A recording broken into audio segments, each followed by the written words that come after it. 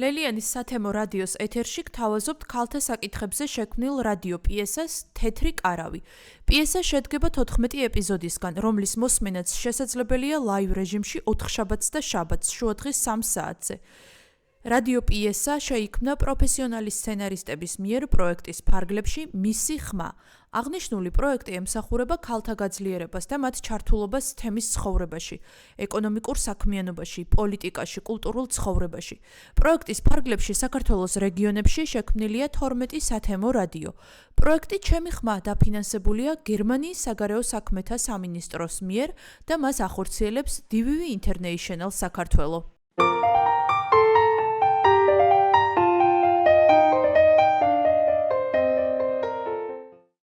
მოგესალმებით, ჩემო ძვირფასებო.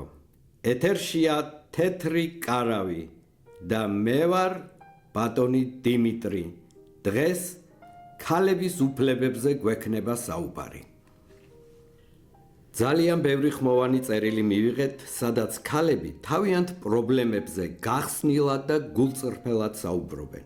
უკვე ბევრ ადამიანს მოუგვარდა თეთრი კარავის საშუალებით პრობლემები და კიდევ ბევრს დავეხმარებით. გქონდეთ ჩვენი იმედი და ნუ შეგეშინდება თქვენს გასაჭირზე ხმამაღლა ლაპარაკი. აბა, დავიწყოთ. მოგესალმებით. ისმის ჩემი ხმა. დიახ, გისმენთ. თქვენ პირდაპირ ეთერში ხართ. მივესალმები თეთრ კარავს. მე ვარ მაია, ქალთა უფლებების დამცველი ორგანიზაციის ერთ-ერთი წარმომადგენელი. ალბათ გახსოვართ. ისე მოხდა, რომ პირველი გადაცემა შემთხვევით მოვისმინე და მას მერე თქვენი აქტიური მსმენელი ვარ. ის მძიმე ისტორიები, რომლის გამოც ჩავერთე თქვენს გადაცემებში, თითქმის ყველა მოგვარებულია. ან მოგვარების პროცესია, მაგრამ ახლა მინდა უთხრა ჩვენს შესანიშნავ ქალბატონებს, რომ ქალთა უფლებების დარღვევა არ ნიშნავს მარტო იმას, რომ ვიღაცა ფიზიკურად ძალადობს თქვენზე. თუ ვინმე იმაზე მეტ შრომას გაიძულებთ, ვიდრე ამის ძალა შეგწევთ, ესეც ძალადობა და არავის არ აქვს იმის უფლება, რომ ადამიანი მონად აქციოს. ახლა მე მოგასმენინებთ ერთი ქალბატონის მონაყოლს, რომელიც ზემო აჭარაში ცხოვრობს და მისი ისტორია იქ მცხოვრები დანარჩენი ქალების ცხოვრებისგან დიდად არ გამოირჩევა და ზოგს ეს ნორმადაც კი მიაჩნია. დედა, მე რომ გავთხოვდი, ჩემ დედამთილ 100 სული საქონელი ყავდა. 100-200 ძრო ხაყავდა. და დილას რომ ახორში ბოსელში შევდოდი, 12 იყო შაბათი. მე ძალიან გადატვირთული ვიყავ მუშაობით. 16 წლის ბაღანაი ვიყავ. ძალიან გადატვირთული ვიყავ. დილას რომ არ ამდგარიყავ, დილას რატომ არ დგებიო? რომ ამდგებოდი, ნახევარ საათში ვერ მოვდიოდი. გინდა რძალი იყავ, ამდგარიყავ დილაზე ბოსელში უნდა წასულიყავ, იმდენი საქონელი უნდა მოგეწველა. დაგეხვეთა და გესუფთავებია, შემოსულიყავ, ის ნაცვლელი დაგემუშავებია.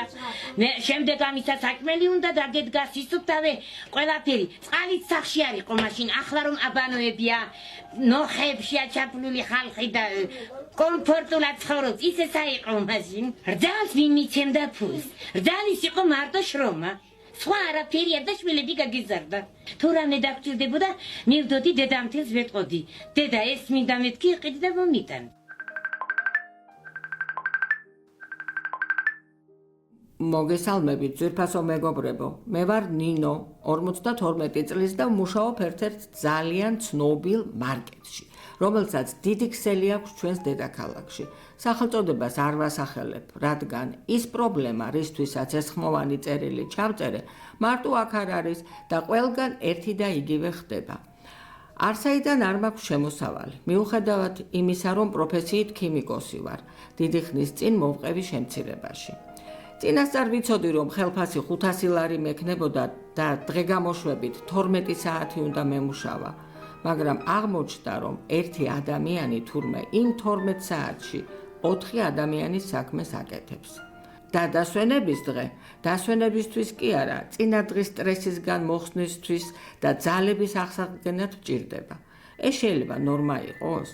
არ ვიცი, ვის ეხება ეს ყველაფერი. იქნებ თქვენ მაინც რაიმე მოიმოქმედოთ, ქალბატონო მაია. ქალბატონო ნინო, დატოვეთ თქვენი კოორდინატები თეთრკარავში. თქვენ პირველი არ ხართ, ვინც ასეთი უკმაყოფილო ამგვარი ექსპლუატაციით.